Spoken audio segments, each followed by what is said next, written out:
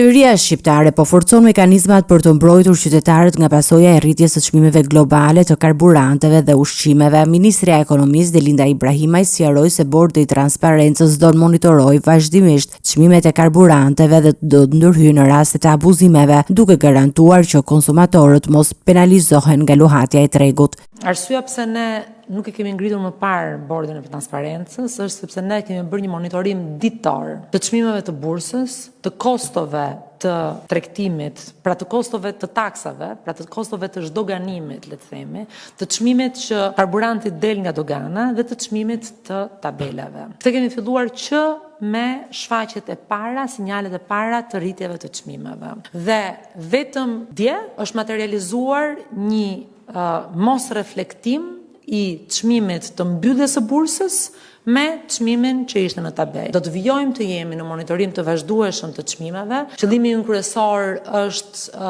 që në një situatë kur çmimet po rriten në mënyrë të vazhdueshme, ne të jemi transparent mbi çmimin dhe të mos lejojmë asnjë abuzim apo spekulim mbi çmimin për konsumatorët. Përveç karburanteve, qeveria ka vendosur në monitorim edhe produktet e shportës bazë, duke përfshirë ushqimet dhe detergjentët. Po i monitorojmë një shport me 80 ushqime, po i monitorojmë me bazë ditore dhe e vërteta është që kanë filluar të reflektohen në disa prej produkteve të shportës çmime të rritura. Pikërisht për këtë arsye, siç thash, ne do të aktivizojmë një ekip, disa grupe monitorimi nga Inspektorati Shtetëror i Mbikëqyrjes së Tregut për të verifikuar këto çmime, realitetin e këtyre çmimeve. E pyetur për masa mbështetëse për qeveritarët, Ibrahimaj lajmëroi se pritet miratohet një akt me qëllim reduktimin e aksizës.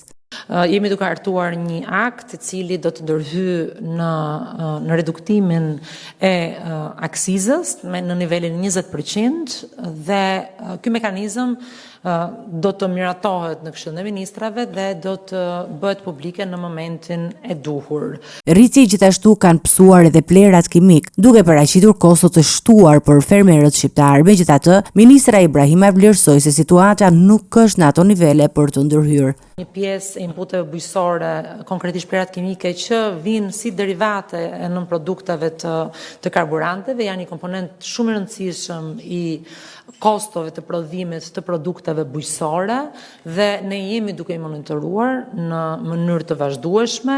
Ne edhe gjatë luftës Ukrainës, kur inputet bujqësore, kosto e inputeve bujqësore u rrit ndjeshëm, nuk ndërhyjm në koston e produkteve bujqësore, pasi në përgjithësi ekonomia shqiptare është një ekonomi e cila bazohet në importe dhe prodhimi apo konsumi, çmimet ndikohen nga çmimet e importeve.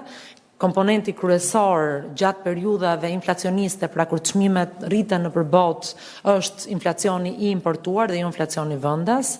Megjithatë, sigurisht që jemi në monitorim dhe nuk akoma situata për sa i përket inputeve bujqësore nuk shfaqet për të pasur nevojë për ndërhyrje.